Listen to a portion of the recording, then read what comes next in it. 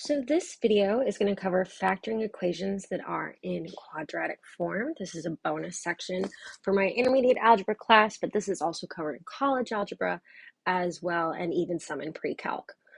So a quadratic expression is an expression that can be written in the form ax squared plus bx plus c, where a, b, and c are all real numbers, and a doesn't equal 0, because if a equals 0, we wouldn't have this first term, which would make it a linear equation and not a quadratic equation. And this is the standard form for a quadratic expression, where we want it from largest degree to smallest degree.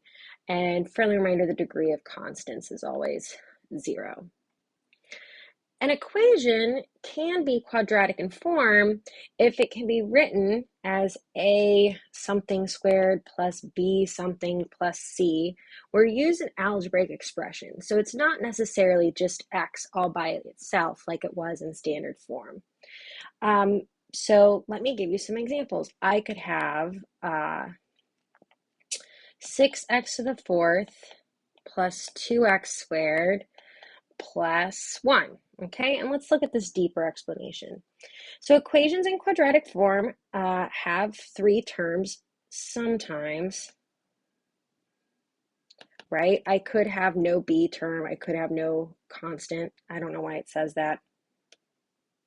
Sometimes. Okay, the term with the highest degree, typo queen right here, degree has a power that's a multiple of 2, and the middle term has an exponent that's 1/2 the exponent of the leading term. Okay, so let's look at this first term right here.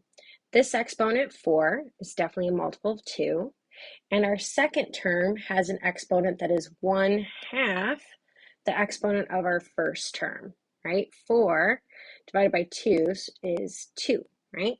So I could rewrite this as 6x squared squared plus 6 times x squared, to like the imaginary first, plus 1, right? We've always got our last term is a constant. I could also have 6x plus 1 squared plus 6 times x plus 1 plus 3, right? I could have a whole expression here. It doesn't just have to be a variable term. It also doesn't have to be just like 4. It could be, I could have like 7x to the 8th plus 2x to the 4th plus 1. Notice how the degree 4 is 1/2 of 8. So I could rewrite this as 7x to the 4th squared plus 2x to the 4th plus 1, right? These are all examples of things that are quadratics in form. And what I want us to do is practice factoring these. And we're going to use our standard trinomial factoring method, which is finding the factors of AC that add up to B, and looking at the difference of the product of a sum and a difference. So let's take a look at those. So if I have x to the 4th minus x squared minus 6, we see that 2 is 1/2 of 4. So I could rewrite this, right? I've got x squared squared minus x squared minus 6.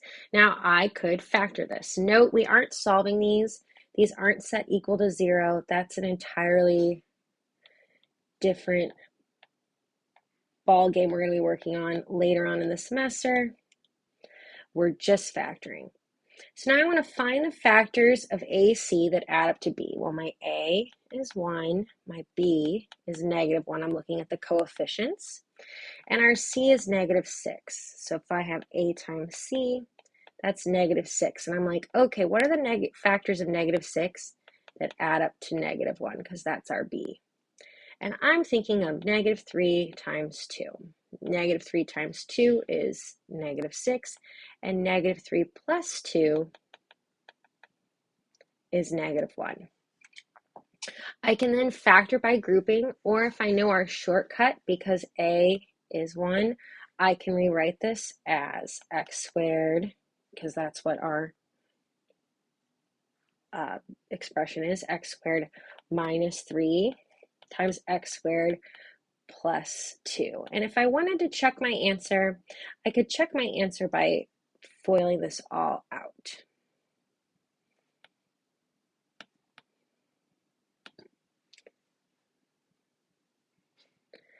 All right, our next example, I have 6x to the fourth plus x squared minus 2.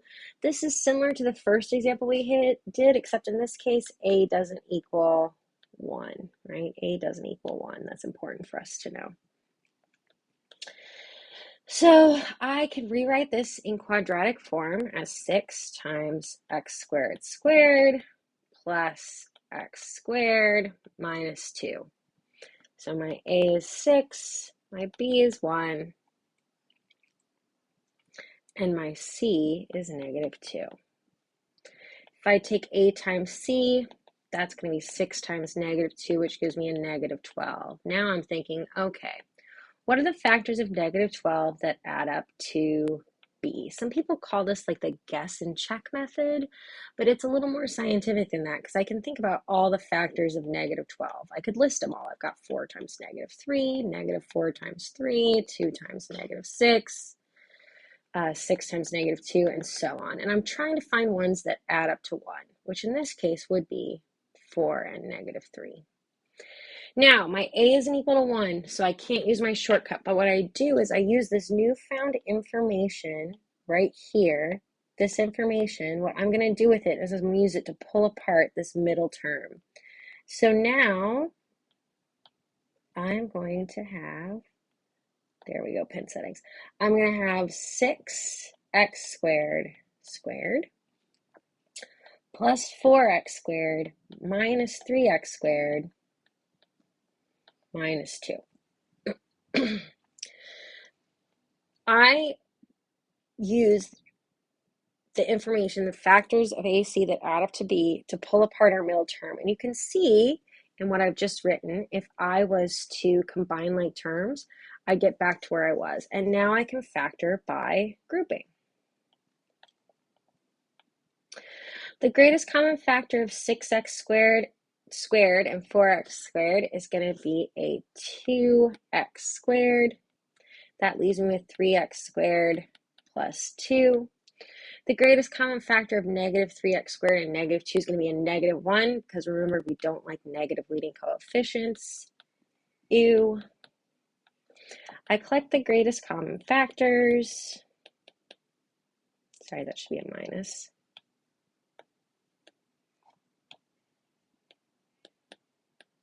And what they had in common to fully factor this trinomial that was quadratic in form.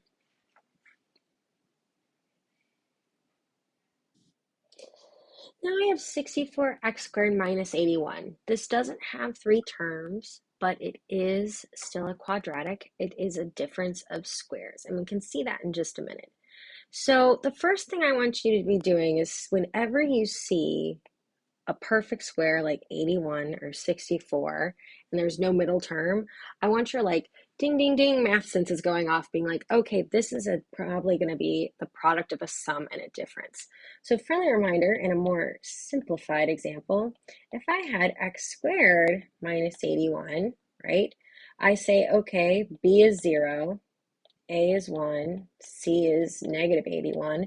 I'm like, okay, what are the factors of negative 81 that add up to 0? Well, that's going to be 9 times negative 9. So this bad boy is going to factor to x plus 9 times x minus 9, okay? Now, things are a little bit different because I have a leading coefficient that isn't 1, and I could totally factor by grouping if I felt like it, but I really don't want to take 64 times 81. And we solved enough of these in class or in my earlier videos, if you aren't in my physical class, to notice a pattern. That if I had something like 4x squared minus 9, that this would factor into 2x plus 3 times 2x minus 3. 2x times 2x gives me 4x squared. 3 and negative 3 gives me a negative 9. And if we FOILed properly, because we have the product of a sum and a difference, also known as conjugates, our middle terms cancel. So let's go back to the question at hand. I have 64x squared minus 81. Well, 64 is 8 squared, and 81 is 9 squared. So this is going to factor to 8, not x, but x squared plus 9 times 8x squared minus 9. And again, if we wanted to, we could check our answer by FOILing.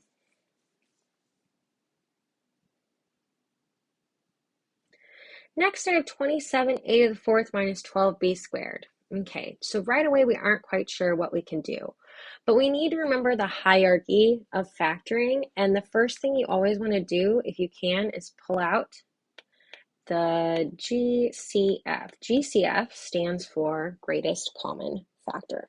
So the greatest common factor of 27a to the fourth and 12b squared is going to be 3.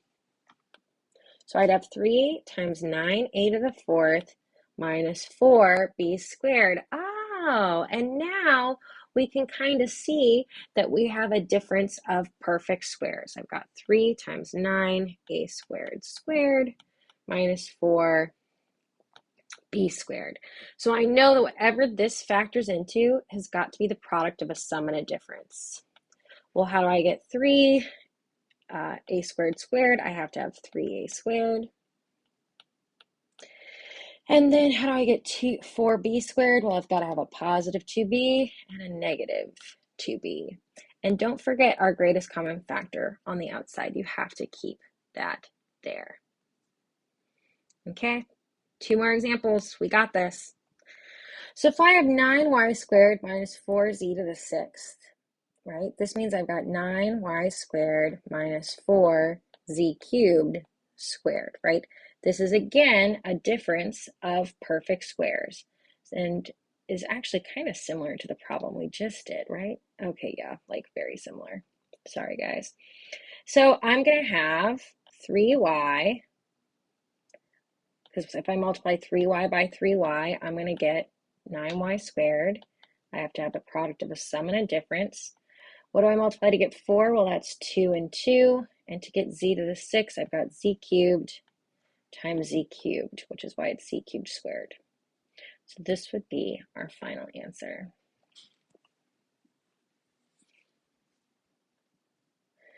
Last but certainly not least, remember that 1 to any degree is always going to be 1, right?